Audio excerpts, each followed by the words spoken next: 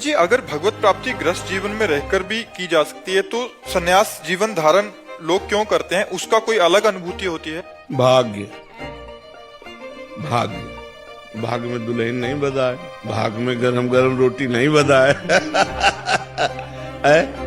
तो क्या करे बाबा जी, बोलना पड़ेगा।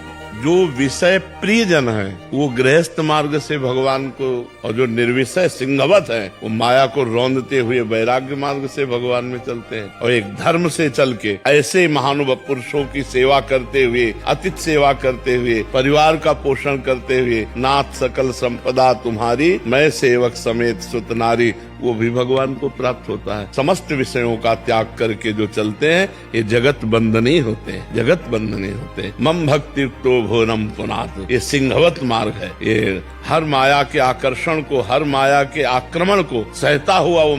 हमारा जब ब्रह्मचर्य निकल जाता है तो हमारी स्मृति शक्ति लो हो जाती है और निगेटिव चिंतन बढ़ने लगता है। ये हम आपको पक्की बात बता रहे हैं। जब हमारा ब्रह्मचर्यहीनता जितनी बढ़ती चली जाएगी तो ओवर थिंकिंग उतनी बढ़ती चली जाएगी और निगेटिव चिंतन बढ़ता चले जाएगा। तो उसको जहाँ विश्राम है उसका नाम डिप्रेशन है। और जब हम ब्रह्मचर्य से रहेंगे, पवित्र आचरण करेंगे, पवित्र भोजन, तो हमारा पॉजिटिव चिंतन होगा। तो हम विपत्ति में भी जहाँ हमें फंसना चाहिए वहां भी हम निकल जाएंगे पॉजिटिव चिंतन के प्रभाव से। तो आज जो हमारा समाज है ये समझने नहीं चाहता कि ब्रह्मचर्य क्या है, व्यसन रहित जीवन क्या है, पवित्र जीवन क्या है।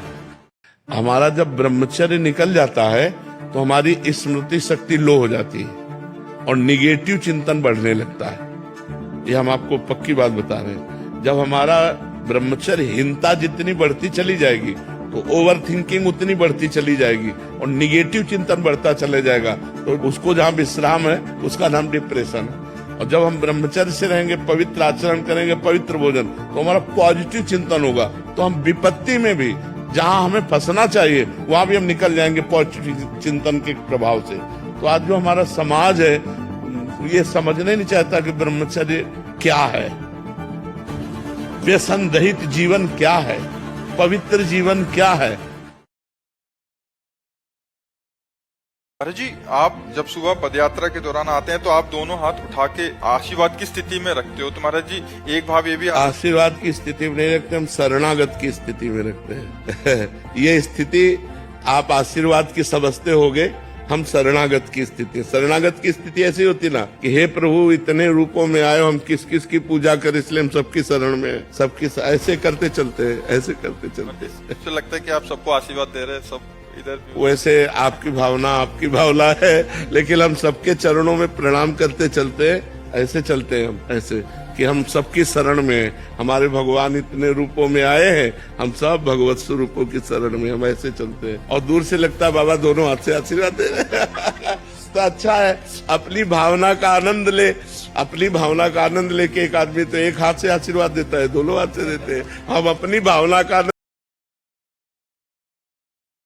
महाराज जी आप जब सुबह पदयात्रा के दौरान आते हैं तो आप दोनों हाथ उठा के आशीर्वाद की स्थिति में रखते हो। तो महाराज जी एक भाव ये भी, आशीर्वाद की स्थिति में नहीं रखते, हम शरणागत की स्थिति में रखते हैं ये स्थिति आप आशीर्वाद की समझते होगे, हम शरणागत की स्थिति। शरणागत की स्थिति ऐसी होती ना कि हे प्रभु इतने रूपों में आए, हम किस किस की। महाराज जी आप जब सुबह पदयात्रा के दौरान आते हैं तो आप दोनों हाथ उठा के आशीर्वाद की स्थिति में रखते हो। तो महाराज जी एक भाव ये भी, आशीर्वाद की स्थिति में नहीं रखते, हम शरणागत की स्थिति में रखते हैं ये स्थिति आप आशीर्वाद की समझते होगे, हम शरणागत की स्थिति। शरणागत की स्थिति ऐसी होती ना कि हे प्रभु इतने रूपों में आए, हम किस किस की पूजा करें, इसलिए हम सबकी शरण में, सबकी ऐसे करते चलते हैं, ऐसे करते चलते हैं। मुझे लगता है कि आप सबको आशीर्वाद दे रहे हैं, सब इधर। वैसे आपकी भावना है। नाम जप करते हैं, पाठ भी करते हैं, आपकी कृपा से कृपा का भी अनुभव हो रहा है। इसके बावजूद एक डर सा है कि मतलब दीक्षा का हम निर्वाह कर पाएंगे, नहीं कर पाएंगे, क्या गुरु कहीं अपराध हो गया तो क्या होगा? कोई अपराध नहीं। गुरु का मतलब है माँ। जैसे माँ अपने बच्चे का पालन पोषण करती है, ऐसे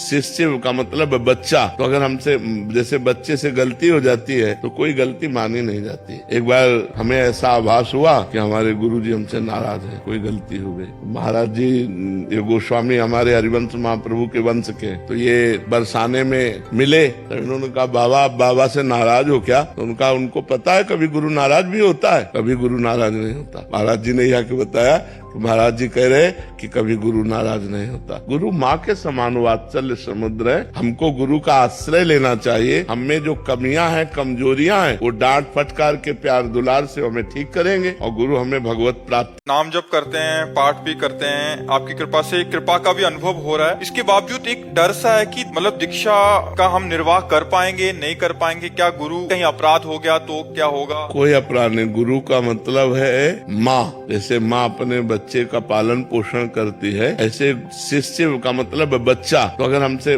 जैसे बच्चे से गलती हो जाती है तो कोई गलती मानी नहीं जाती। एक बार हमें ऐसा आभास हुआ कि हमारे गुरुजी हमसे नाराज है, कोई गलती हो गई। महाराज जी ये गोस्वामी हमारे हरिवंश महाप्रभु के वंश के, तो ये बरसाने में मिले तो इन्होंने कहा बाबा से नाराज हो क्या? तो उनको पता है कभी गुरु नाराज भी होता है, कभी गुरु नाराज नहीं होता। महाराज जी ने यह आके बताया तो महाराज जी कह रहे कि कभी गुरु नाराज नहीं होता। गुरु माँ के समान वात्सल्य समुद्र है, हमको गुरु का आश्रय लेना चाहिए। हमें जो कमियां हैं, कमजोरियां हैं, वो डांट फटकार के प्यार दुलार से हमें ठीक करेंगे और गुरु हमें भगवत प्राप्त